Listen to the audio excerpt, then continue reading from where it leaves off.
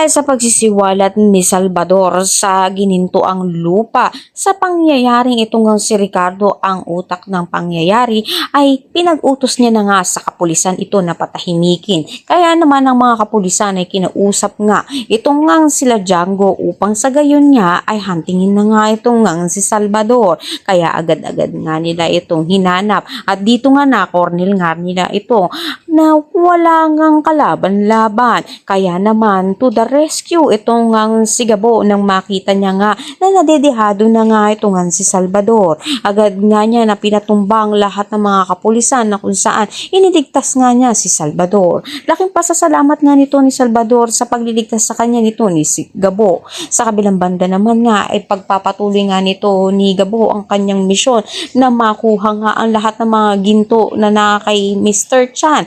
At dito nga ay mag-isa nga siya nakikilos, ngunit sa hindi inaasahang pagkakataon. Ito nga sila Sam ay kanila din na misyon na dakipin ito nga sila Mr. Chan.